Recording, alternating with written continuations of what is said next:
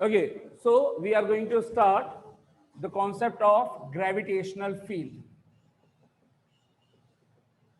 Gravitational field, और इसको क्या भी बोल सकते हैं, intensity of gravitational field. Actual में दोनों में बहुत माइन्यूट सा डिफरेंस है। ग्रेविटेशनल फील्ड है दोनों एक ही चीज, लेकिन डिफरेंस क्या है दोनों में? Gravitational field is the concept, phenomenon, और उस फेनोमेनन के लिए जो मैथमेटिकल एक्सप्रेशन कुछ ऑब्टेन करेंगे वो बता रहा होगा क्या कि ग्रेविटेशनल फील्ड की स्ट्रेंथ कितनी है। ठीक ये ठीक वैसे है जैसे अगर हम मैग्नेट लें और एक मैग्नेट के पास में कोई आयरन ऑब्जेक्ट रख दे, बॉल पेन ले लो, नेल ले लो, तो वो उसको अपनी तरफ क्या करेगी? अट्रैक्ट करेगी। अट्रैक्ट करेगी। जैसे जैसे मैं डिस्टेंस बढ़ाता जाऊंगा क्या होगा?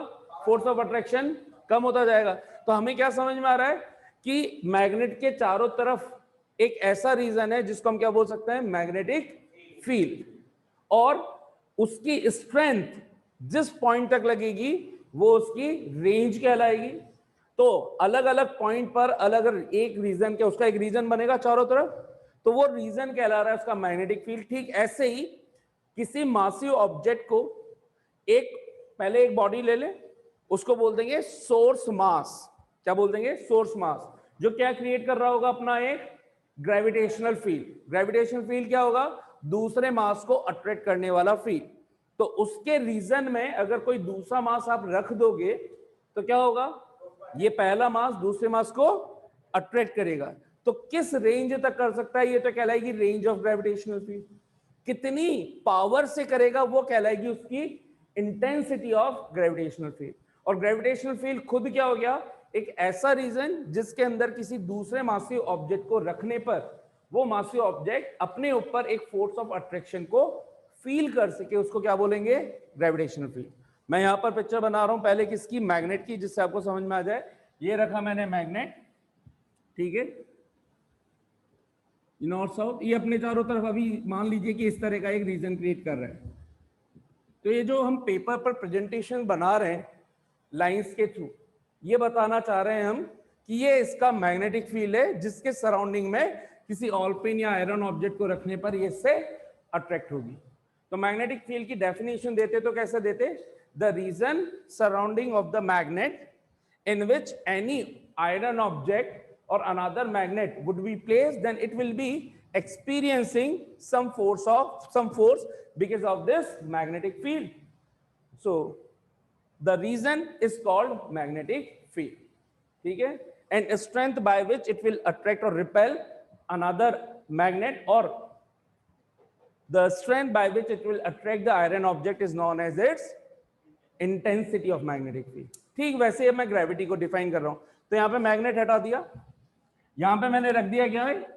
एक मास, एम मास ऑब्जेक्ट। मान लिया कि ये एम मास ऑब्जेक्ट है, ठीक है, इसका मास टोटल कितना है? एम।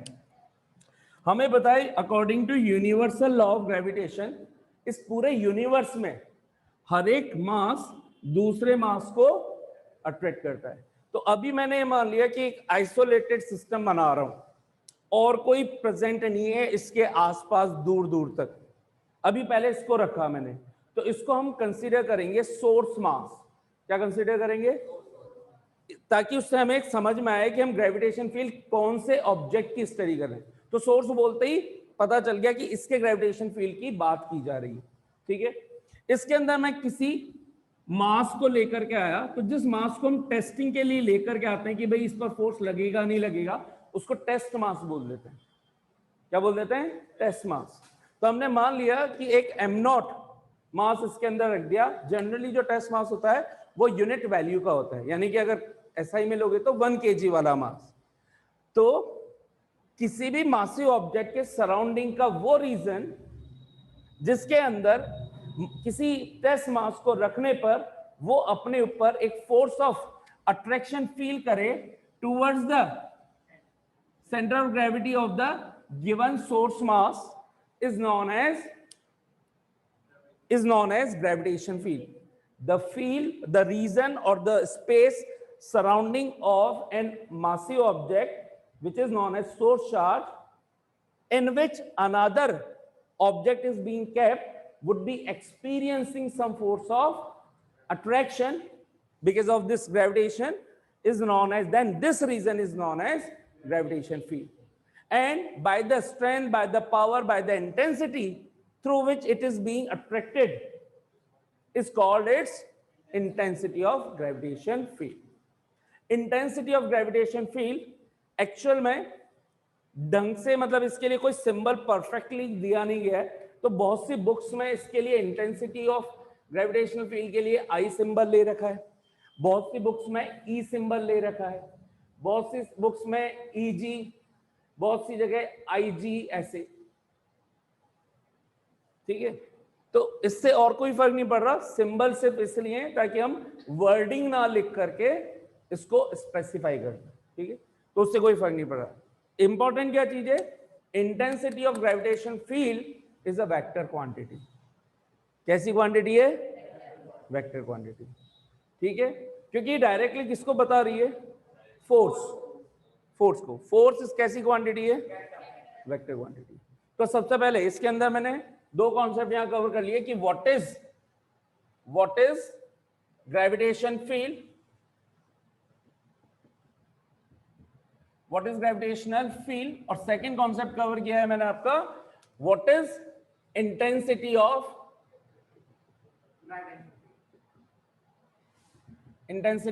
Gravitational field. ठीक है, इंटेंसिटी ऑफ ग्रेविटेशनल फील्ड। तो इसकी थ्योरेटिकल कॉन्सेप्ट तो समझ में आ गया आपको, डेफिनेशन समझ में आ गई।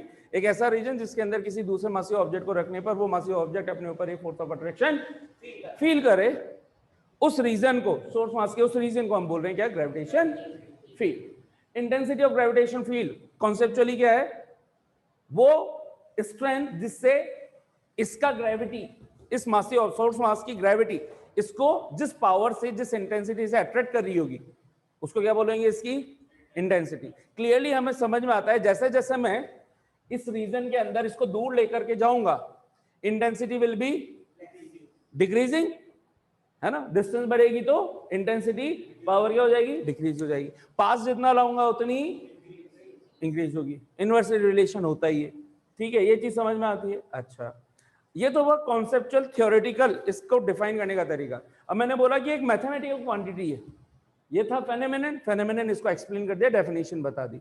ये है हमारा क्या, कॉन्सेप्ट के साथ साथ फिजिकल क्वांटिटी, जिसको हम एक सिंबल ले लेते हैं, क्या लूं मैं, बोलो, आई जी ले लूं, इंटेंसिटी ऑफ ग्रेविटेशनल फील्ड। ठीक है, mathematically it is defined as force of gravitation per unit mass. क्या, it is defined as force of gravitation per unit mass. Unit mass का ऑब्जेक्ट अपने ऊपर कितना फोर्स एक्सपीरियंस करेगा ग्रेविटेशन फील्ड में रखने के बाद। एम नॉट क्या है, मैंने बोला था ना, यूनिट मास। तो यूनिट मास ऑब्जेक्ट किसी सोर्स मास के ग्रेविटेशन फील्ड में रखने पर कितना फोर्स एक्सपीरियंस करेगा, उसको क्या बोला जा रहा है, इंटेंसिटी। तो मैं यहां पे वर्डिंग लिख रहा हूं और देखना, इसको मैं डेराइव करके लाता हूं। एम यहां पे यूनिट मास नहीं है, एम कोई सा भी टोटल मास है। क्लियरली मैंने इसलिए एम नॉट लिखा है ताकि इसमें और इसमें आपको कंफ्यूजन ना आए। ठीक है, वर्डिंग में लिखूं तो force experienced by unit mass, ठीक है, when placed in gravitation field of a source mass is known as what, intensity of gravitation field। ये हो गई इसकी वर्डिंग। ठीक है, अब हमने बोला कि लेट्स सपोज, अब हम इसका डेफिनेशन, इसको ऑब्टेन करना चाह रहे हैं मैथमेटिकल एक्सप्रेशन को, कि भाई हर बार तो यूनिट मास लाओगे नहीं, मुझे तो ये देखना है कि अगर मैं किसी रैंडम मास, इसको ले आया एम मास को, तो बताओ इसके लिए इंटेंसिटी कितनी है इस मासी ऑब्जेक्ट की, इस पॉइंट बोल देता हूं पी पर, पी पॉइंट पर how much intensity of gravitation field is there और इज प्रेजेंट। तो आनी ये चाहिए, कैसे आएगी, तो हम देखेंगे कि अगर ये m मास का ऑब्जेक्ट है, इनके बीच की कुछ डिस्टेंस हो गई स्मॉल r मान ली, ये m मास, इसके ऊपर एक फोर्स ऑफ अट्रैक्शन लगा रहा होगा अपनी तरफ, ठीक है, फोर्स ऑफ ग्रेविटेशन F बोल दिया अभी सिंपली, या Fg बोल देते हैं, ठीक है। तो Fg is the force which is experienced by the mass m। तो मैं यहां पे लिख रहा हूं, since mass m experiences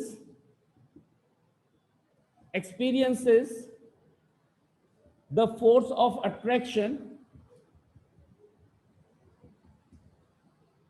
due to